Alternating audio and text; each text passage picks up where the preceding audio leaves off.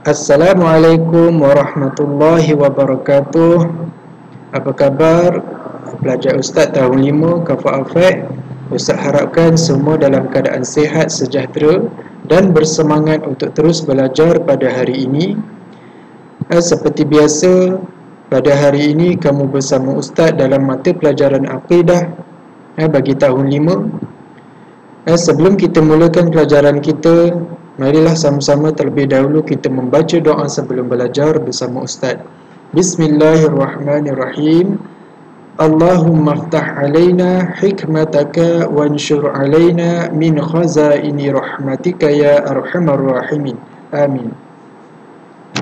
Okey, insya-Allah kita akan mulakan pelajaran kita dalam mata pelajaran Aqidah bagi tahun 5, iaitu pada muka surat 35. Ustaz dah ada tulis kat sini muka surat 35. Yang ada buku teks boleh ambil buku teks dan buka pada muka surat 35, iaitu tajuk baharu yang kita belajar pada hari ini berkenaan dengan pelajaran keempat, sifat wajib bagi Rasul. Okay, sifat wajib bagi Rasul. Sebelum ini kamu belajar berkenaan dengan sifat wajib bagi Allah, iaitu bagi tahun 5 iradat ilmun hayat. Itu adalah sifat wajib bagi Allah. Dan pelajaran keempat adalah sifat wajib bagi Rasul. Pelajaran hari ini berkenaan dengan sifat wajib bagi Rasul. Apa dia sifat-sifat wajib bagi Rasul? Ada berapa? Apa maknanya? Okey, nanti kita akan tahu. Okey, Ustaz harapkan yang ada buku teks boleh ambil ya, dan tengok pada muka 35. Kita akan teruskan pelajaran kita pada hari ini. Okey, sebelum itu kita tengok dahulu objektif pembelajaran. Kalau dalam buku teks masih dalam muka surat 35 yang ada di atas, petak atas tu.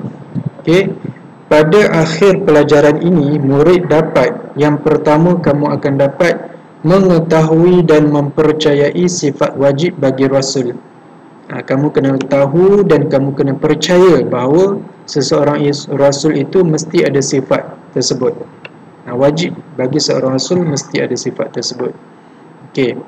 Dan yang kedua, kamu akan dapat menyebut dan menulis sifat wajib bagi Rasul dan ertinya.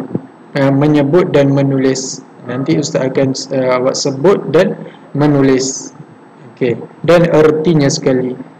Okay. Dan yang ketiga, membaca dalil nakli dan maksudnya. Membaca dalil nakli, iaitu bukti daripada Al-Quran serta maksudnya. Okay. Membaca, tetapi Ustaz nak sarankan supaya kamu menghafaz lebih baik, supaya untuk lebih mengingat. Kalau dalam exam nanti mungkin banyak dia tanya berkenaan dengan dalil nakli. Ada semua sifat wajib bagi Rasul, semua ada dalil nakli. Jadi nak tak nak kamu semua kena hafaz dan ingat. Okey, serta maksudnya. Okey, InsyaAllah kita akan mulakan berkenaan yang pertama adalah pengertian Rasul. Sebelum kita nak tahu sifat wajib seorang Rasul itu, kita kena tahu dahulu apa makna Rasul, apa erti Rasul. Okay, kita tengok yang pertama. Seorang lelaki merdeka pilihan Allah. Seorang lelaki, Rasul ini adalah seorang lelaki, bukan seorang perempuan. Okay. Yang merdeka, merdeka ni maksudnya apa? Bukan yang pegang bendera tu, bukan. Yang merdeka ni adalah maksudnya yang bukan hamba, yang bebas daripada hamba ataupun kuli. Okey.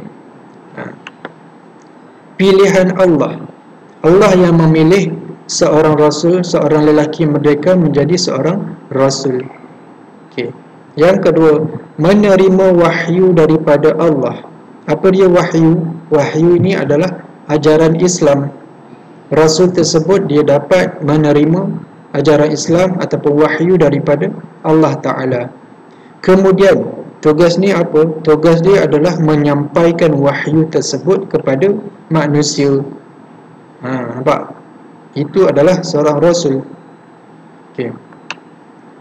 Faham kan? Awak kena ingat ni. Kalau tak ingat, sebab apa? Sebab dalam exam banyak dia akan tanya, apa dia Rasul? Dalam tahun, tak silap Ustaz, akidah tahun 2, akidah tahun 2 ke akidah tahun 3, Ustaz lupa, tentang Rasul, makna Rasul dan makna Nabi. Ada kamu belajar ketika itu. Ini adalah pengertian Rasul. Kamu kena ingat apa dia, siapa seorang lelaki yang merdeka pilihan Allah, menerima wahyu daripada Allah, kemudian ditugaskan menyampaikan wahyu tersebut kepada seluruh umat manusia. Seperti Nabi Muhammad sallallahu alaihi wasallam. Kita tengok seterusnya, iaitu berkenaan dengan sifat wajib bagi Rasul. Yang tadi kamu dah kenal siapa Rasul kan? Jadi bila kita dah kenal siapa Rasul, kita nak tahu pula apa sifat-sifat seorang Rasul, sifat wajib bagi seorang Rasul. Sifat wajib ni maksudnya pasti ada seorang Rasul itu, sifat tersebut. Apa sifat-sifatnya? Kita tengok masih lagi dalam muka surat 35 bahagian bawah. Yang pertama, sifat yang pertama bagi Rasul, sifat wajib bagi Rasul adalah as-sidqu. As-sidqu. Apa maksud as-sidqu? As-sidqu adalah benar.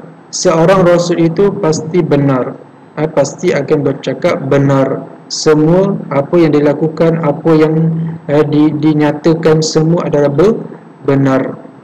Itu adalah sifat seorang Rasul, wajib seorang Rasul. Yang kedua, sifat wajib yang kedua adalah al-amanatu. Al-amanatu, amanah. Apa maksud amanah? Iaitu kepercayaan. Kepercayaan, pasti ada sifat seorang Rasul ini, kepercayaan, kena percaya. Dan yang ketiga, at-tablighu. At-tablighu, apa maksud tabligh? Iaitu menyampaikan. Tabligh maksudnya menyampaikan. Seseorang Rasul itu wajib menyampaikan. Dan yang keempat, al-fatanatu. Al-fatanatu, al-fatanah, apa maksud dia? Iaitu bijaksana. Bijaksana. Seorang Rasul pasti bijak, tidak ada yang bodoh. Itu bagi Rasul. Keempat sifat wajib bagi Rasul ini adalah pasti ada seorang Rasul. Kalau tidak ada, dia bukan seorang Rasul. Pasti keempat-empat ni cukup bagi seorang Rasul untuk menjadi, bagi seorang lelaki yang merdeka menjadi seorang Rasul. Jadi untuk hari ini sekadar itu sahaja. Hari ini kita mengenal dahulu siapa Rasul dan apa sifat wajib bagi Rasul. Kemudian pada minggu hadapan insya-Allah Ustaz akan terangkan satu persatu apa dia as-sidqu, apa dia al-amanatu, apa dia at-tablighu dan al-fatanatu. Ustaz harapkan hari ini kamu dapat mengenal siapa Rasul dan mengetahui apa dia sifat wajib bagi Rasul. Hanya 4 ini saja sifat wajib bagi Rasul. Nanti Ustaz akan bagi latihan untuk kamu menulis, iaitu ataupun nota berkenaan dengan pengertian Rasul dan sifat wajib bagi Rasul.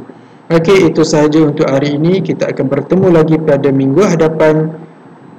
Assalamualaikum warahmatullahi wabarakatuh.